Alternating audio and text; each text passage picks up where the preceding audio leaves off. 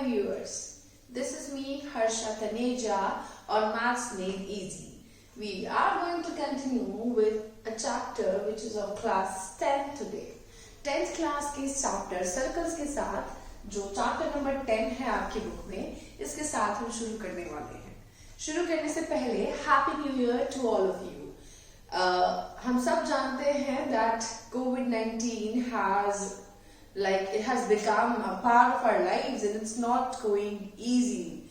It is taking many lives and many people, and it has disturbed our lives in many ways.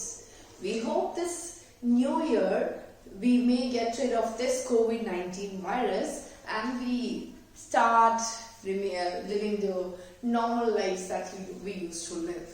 We really wish for that.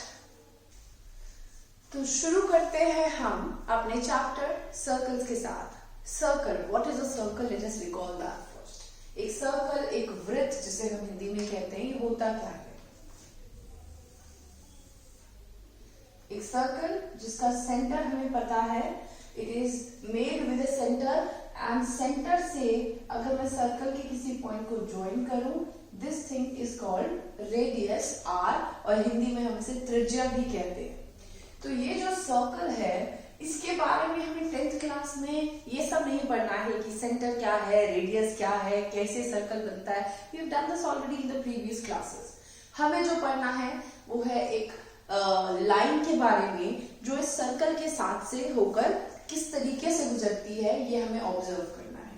ठीक है, तो हम 3 patterns observe करते हैं यहाँ पर. If this is a circle in front of me and मैं इसके पास से इसके अलोंग एक लाइन ड्रॉ करूं. वन ऑप्शन इज कि लाइन इस तरीके से निकल जाए और ये इसको टच ना करे. ठीक है, जिसे हम कहते हैं नॉन इंटरसेक्टिंग लाइन. ठीक है, the second option can be, पहले हमने कहा कि टच नहीं कर रहा है. सेकेंड ऑप्शन क्या हो सकता है? ये एक सर्कल है, एक लाइन आए और इसे एक पॉइंट पर टच करती हुई चली जाए. कितने पॉइंट पर टच कर रही है? इंटरसेक्ट कर रही है, एक पॉइंट पर इंटरसेक्ट कर रही है. तीसरा ऑप्शन क्या हो सकता है?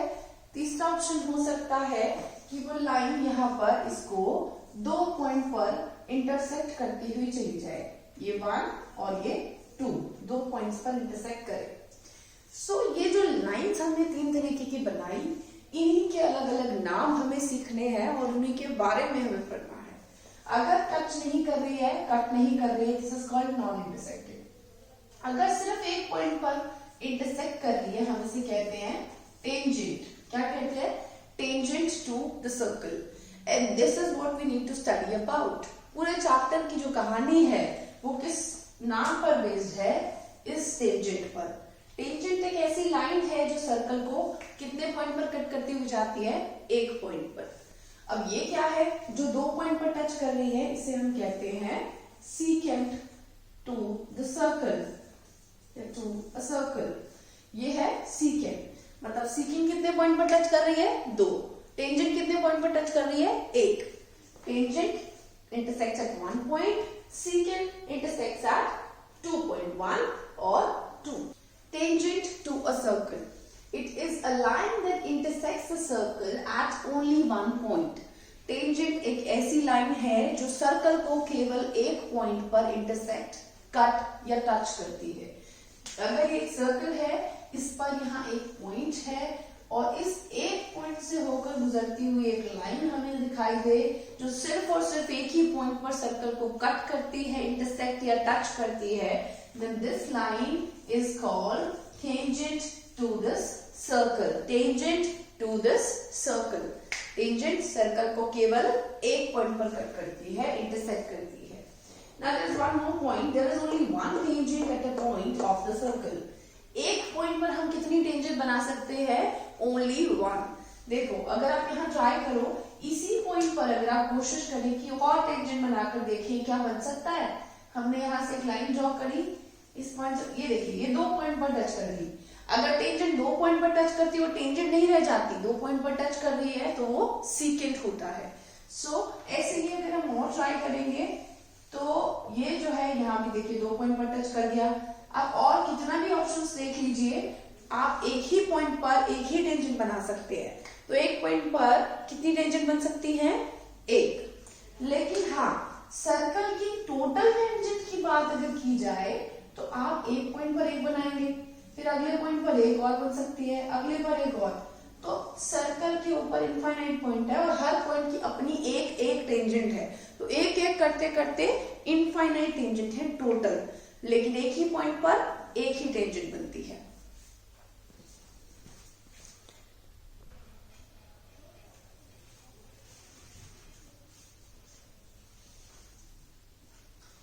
अब सीखते हैं हम अपने थ्योरम नंबर 1 को, which says the tangent at any point of a circle is perpendicular to the radius through the point of contact. Tangent at any point of circle. Circle के किसी भी पॉइंट पर, सपोज हमने P पर ले लिया, अगर ये टेंजेंट है, it is perpendicular to the radius. Tangent is perpendicular to the radius. अगर ये टेंजेंट है और ये रेडियस है तो आप देखिए ये परपेंडिकुलर होंगे। परपेंडिकुलर मतलब अगर ये टेंजेंट है उसके ऊपर ये सीधा खड़ा हुआ नजर आएगा। So this is tangent, this is radius. वो कह रहा है, हमारा थ्योरम कह रहा है कि यहाँ पर ये परपेंडिकुलर है। परपेंडिकुलर मतलब it is making an angle of 90 degree. So radius and tangent, they are perpendicular to each other at the point of contact. Radius और tangent एक दूसरे पर क्या है? Perpendicular है, जहां पर वो एक दूसरे को टच करते हैं। अगर आपको क्वेश्चन में एक सिंपल सवाल में अगर पूछा जाए कि भैया ये सर्कल है और ये रेडियस है और ये टेंजेंट है, बताइए ये जो एंगल है, एंगल 1 कितने डिग्री का है? तो आप क्या कहेंगे? It is 90 degree. Radius is perpendicular to the tangent, या tangent is perpendicular to the radius through the point of contact.